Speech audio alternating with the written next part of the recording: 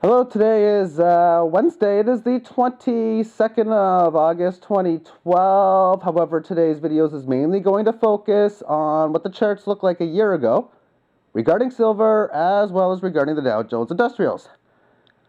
But before we do that, let's take a look at today's charts. On Tuesday, there was continuation within Monday's breakout of the 2842 level. Today, the price action has had a higher high from yesterday and is maintaining a low volatile daily session without really much for retracement. But it's still barely past 9:30 as I'm doing this video.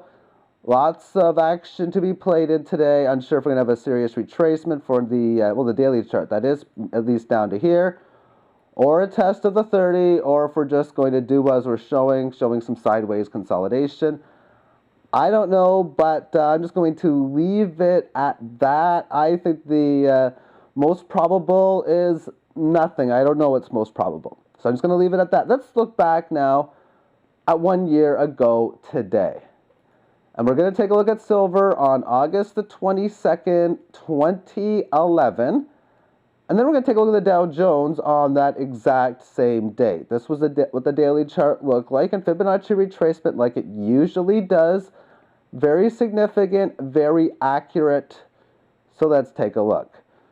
Of course, you have resistance at the 38.2% level. You maintain the higher low. You break above it here. You find perfect resistance at 61.8. Find perfect support at the 38.2. And as you'd be looking at this, you'd have broken the chart the session before and some continuation of the gains in here. So simply by looking at this, this would be a time to get bullish, although what you'd be looking at is a top. We have not been above this time at all since this period. And of course, when you look at this bullish pattern where it's breaking past this 61.8% retracement, and it doesn't have the higher low and a higher high, then that's a failed breakout. And oftentimes from failed moves can create fast moves in the opposite direction. That was the case because, well, we've been down to 26 on numerous occasions. We haven't been above 30 in a long time, and we haven't been above 32 even, which is this low, in even a longer amount of time. So that's always something to be keyed in about, is the possibility for the failed breakouts or failed breakdowns. Now, during this time frame, there was an interesting piece of news going on as within the month of July. There was that of the debt ceiling debacle that Congress and the Treasury was forced to handle, as we had a national debt at the time of about 14 point something trillion, 14.4 or something in that ballpark area. Well, they had like a 4 or 5 to 1 vote that easily passed. They were able to raise the debt ceiling up to what's now over 16 trillion, which is pretty much what we're approaching now as a 16 trillion national debt. So with that going higher and adding to this, we've had lower prices. Yeah, we all know it's the banker manipulation right now, and that's what ended up occurring. Now, as far as the Dow Jones was concerned, because of the debt debacle, it had some major down moves. Now, this is what's important to note. Gold and silver oftentimes will trade together in the same direction.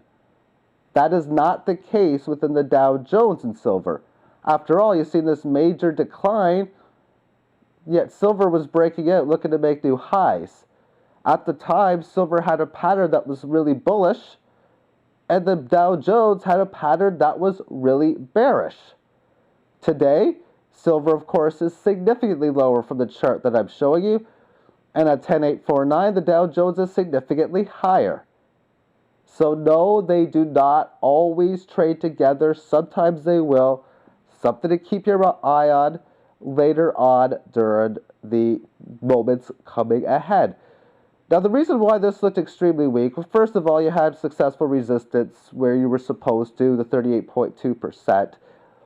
And I haven't got the Fibonacci drawn in, but I can tell just by looking at it that it would be below the 61.8% down retracement from these 2 points. So it'd be looking as if we'd at least have a test of this previous low, and usually in bear markets, a break below them. But just like silver, which had, you were looking at the top for silver, you're looking at the bottom in here, in that it has never went below this point since. Never. This is the lowest point since that point. Now, of course, the debt ceiling was increased, and the price action decided to manage to go to the upside. But what's important to note is that the debt clock is going to be coming very close to having this happen again. Now, will we have the stock markets retrace again like it did in 2011? Not going to say yes, not going to say no, but if history is any indication, probably would have some yeah. And not only that, but when you have higher gains, because all you did was just pass a vote to increase the national debt, then what does that tell you about how our market systems work? Yeah. So anyway, I found it interesting how they both had a failed move at the exact same time. Where the Dow had a failed breakdown that was going to go lower, the silver market had a failed breakout as if it wanted to go up towards the upside. This market got very choppy afterwards, but considering the last bottom that I was mentioning was that of 12.1 a while back, I stated this was down too much today at 12.1. Where today, of course, we look at silver. We're trying to get to $30 an ounce. And then if we break that up towards this 32.66. 32.66 is located right in here. Yeah.